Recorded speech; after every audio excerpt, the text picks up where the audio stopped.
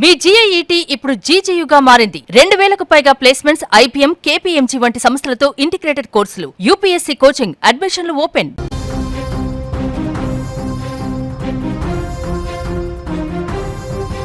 రక్షణ కల్పించవలసినటువంటి రక్షక భటుడిపైనే ఏకంగా కత్తితో విరుచుకుపడ్డాడు ఒక యువకుడు.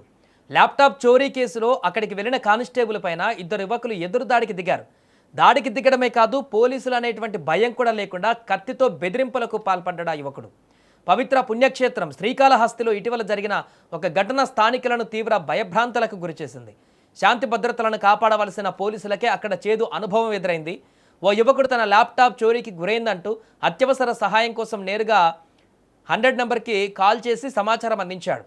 వెంటనే స్పందించిన హెడ్ కానిస్టేబుల్ రమణయ్య గస్తీ బాధ్యతల్లో భాగంగా హుటాహుటిన ఘటనా స్థలానికి చేరుకున్నాడు. అక్కడ అనుమానాస్పదంగా తిరుగుతున్న ఇద్దరు యువకులను ఏమైందని ప్రశ్నించడం ప్రారంభించారు. బాధితుడిలా ఫోన్ చేసిన ఆ యువకులను పోలీస్ కానిస్టేబుల్ విచారిస్తున్న సమయంలోనే అక్కడ అనూహ్య పరిణామం చోటు చేసుకుంది. పోలీసులమనే గౌరవం ఇవ్వకపోగా ఆ ఇద్దరు యువకులు ఒక్కసారిగా హింసాత్మక ప్రవర్తనకు దిగారు. విధి నిర్వహణలో ఉన్న హెడ్ కానిస్టేబుల్ రమణయ్య పైకి దూసుకువెళ్లారు. అంతటితో ఆగకుండా తమ వద్ద ఉన్న కత్తిని బయటకు తీసి ఆయనను ప్రాణాలతో చంపుతామంటూ బెదిరింపులకు పాల్పడ్డారు. నడి రోడ్డుపైన యువకులు కత్తులతో వీరంగా సృష్టించడంతో చుట్టుపక్కల ఉన్న స్థానికులు, ప్రయాణికులు ప్రాణభయంతో పరుగులు తీశారు.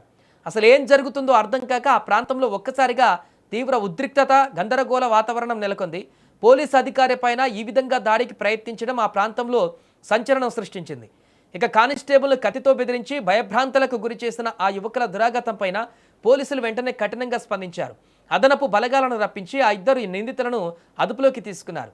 విధి నిర్వహణలో ఉన్న పబ్లిక్ సర్వెంట్ పైన దాడికి యత్నించడం, ప్రాణహాని తలపెట్టేలా కత్తితో బెదిరించిన నేరం కింద ఆ ఇద్దరు యువకులపైన పోలీసులు తీవ్రమైన సెక్షన్ల కింద హత్యాయత్నం కేసు నమోదు చేశారు.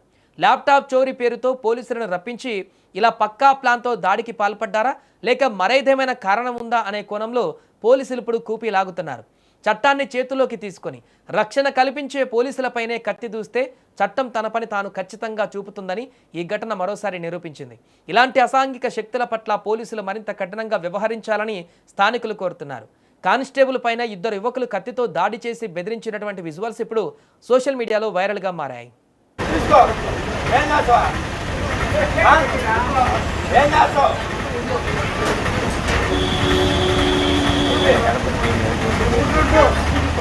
Hey!